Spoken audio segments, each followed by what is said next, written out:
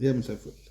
خليني أسألك سؤال صريح جدا. لو أنت راجل في الخمسينات كده من عمرك ومتجوز ومستقر، وفجأة بنت في العشرينات جميلة جدا تقول لك أنا بحبك وعايز أتجوزك، هتحس بإيه؟ فخر، إغراء، خوف، ولا تقول ده اختبار من ربنا؟ الموضوع مش هزار، الراجل ده فعلا بيهرب منها، مش علشان هو مش معجب، لكن علشان خايف يكون سبب في ضياعها أو ضياع نفسه.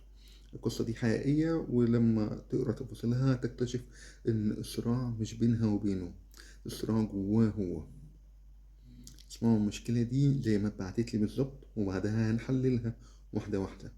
المشكلة ببساطة شديدة إن شخص بيقول أنا واقع في مشكلة غريبة.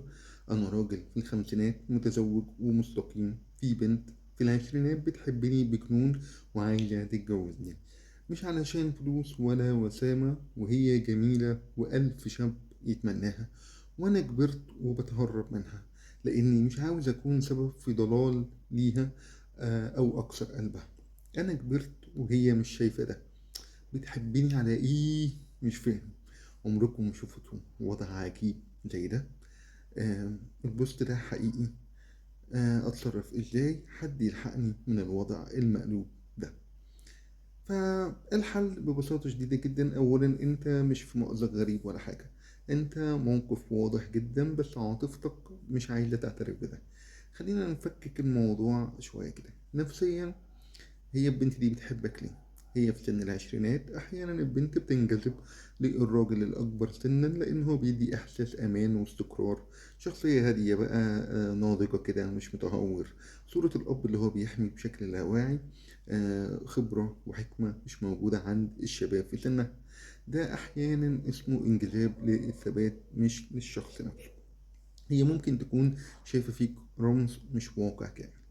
طيب تاني حاجة، انت بتحس بإيه؟ خلينا نكون مباشر وواضح، لو الموضوع مضايقك فعلا كان زمانك قطعت الطريق من بدري. وجود حتة حيرة معناها إن في جزء جواك يعني مستمتع بالإعجاب، حتى لو رافض الفكرة بالعقل. وده طبيعي على فكرة، أي راجل في الخمسينات هيحس بدفعة تقدير حلوة جدا لما بنت جميلة في العشرينات تبقى معجبة بيه، دي حاجة طبيعية.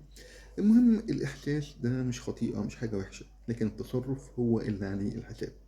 طيب الخطر الحقيقي مش عليها، عليك انت راجل متجوز. اي مساحة عاطفية بتتفتح هنا حتى لو كانت بدون علاقة هتبدأ تقلل من احترامك لنفسك، تضعف علاقتك مع زوجتك، تبدأ تدخل في دايرة سرية كده وضغط نفسي.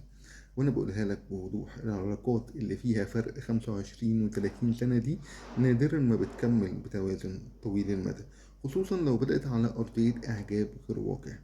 الحل الصح مش الدرامي، يعني مش هروب، مش صد، مش حاجة كده تقطع مرة واحدة، لكن لازم تحط حدود واضحة وصريحة. جملة واحدة كفاية، اللي هي ايه؟ انا مقدر مشاعرك جدا، لكن انا راجل متجوز ومش ممكن اكون سبب في دخولك فيها علاقة غلط او مستقبل مش واضح. انت تستاهلي شخص يبني معاكي حياة من نفس مرحلتك. وبعدها تقلل التواصل، مفيش رسائل خاصة، مفيش مكالمات منفردة، مفيش مساحات رمادية. أهم سؤال بقى، هل هي فعلا بتحبك ولا بتحب فكرة إن أنت مختلف عن الشباب اللي حواليها؟ الحب الحقيقي مش مشاعر قوية، الحب نضج زائد وعي زائد اختيار مستقر. وأقول لك على حاجة أخيرة بخبرة سنين يعني في الحاجات دي، أحيانا الحياة بتحطك في اختبار مش علشان توقعك، علشان تشوف أنت تحافظ على نفسك ولا لأ. انت مش محتاج حد يعني ايه يلحقك، انت او يلحقك او اي كلام من ده. انت محتاج قرار واضح وبعدين تمشي عليه بدون تردد. في الاخر الموضوع ان مش بنت صغيرة اعجبت براجل اكبر منها، الموضوع ان كل واحد فينا ممكن يتحط في لحظة اختبار، لحظة الايجو كده، لحظة يقول لنفسه انا لسه مرغوب، انا لسه ليا قيمة. السؤال الحقيقي هنا مش هي بتحبه ليه، السؤال هو هيختار ايه؟ لحظة شعور ولا عمر كامل من الاستقرار؟ الراجل ده قدامه طريقين اتنين، طريق يغذي غروره وطريق يحمي بيته ونفسه، ويمكن حتى البنت دي نفسها. دلوقتي انا عايزك تجاوبني انت بقى بصراحة، لو كنت انت مكانه كنت هتعتبر الموضوع ده فرصة ولا اختبار؟ اكتب رأيك تحت، وما تجاوبش بالعاطفة، جاوب كأنه هو قرار هيترتب عليه حياتك كلها. سلام.